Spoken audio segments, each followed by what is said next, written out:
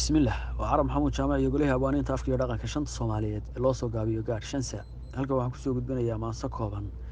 maansadaasoo la magac baxday daboob caashaq dhegeysi haboon damiciisa ruuxuu dulalaati geliyiyo daniininay ka haysow duug male adduunyadu daliil weeye qoran aan dafiraad lahayn oo sharci weeye daahira marka hore dadweynoo daboob caashaq waxay tahay baan idiin dulmarayaa marka uu dareen iyo dabuushaday jacaylkiiyo damac ku heshiiyo qalbigaaga doorsheedaad xorna kaa dhigo daal iyo xanuun badan daalaadhac kugu reeb inkastaan dabiib iyo weli baadi doonahay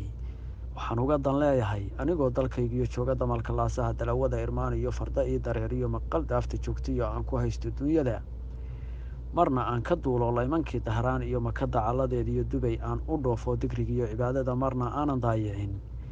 inan dahab la moodo calmadow dusheed iyo dooxada galgala iyo durduriyo hadaaftimo dalsankay ku dhalatiyo daaliyo ku nool surad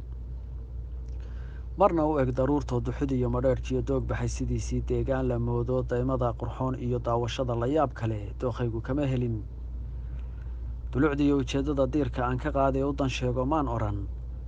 misna wax igu soo degay kala durugsanaantiyo dalka inaan ka maqanahay dunidana sideedaba wax diboodi jirin oo moobeel la daawado facebook wax uga diray daabaca wargeyskiiyo darafyada ku soo qoray diyaaraadka xiimiyo doonyaha badweyntiiyo dafleyd iyo shimbirahana dalabkayga siiyo degmaday ku nooshahay marka aad dul maraysaan dareenkayga dhiiboo doodayda maan odhan balse hadal ideeqiyo daawo lagu bogsoodiyo daryeel caashaq kama helin misna diiday ima odhan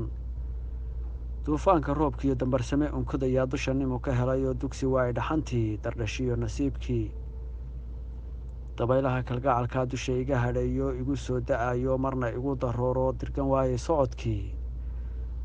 dowraha libaax iyo dugaagga iyo bahalaha duurjoogta kuran oo deris aan isbixin iyo duul colooba noqonaye dawadii naftaydaay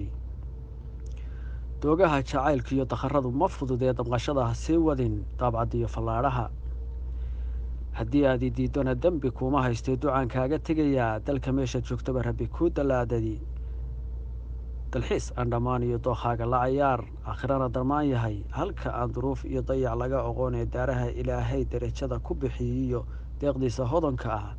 durdurada isceliyiyo dabaqyada fardowsaad damaashaad ku noolow gaadh shansa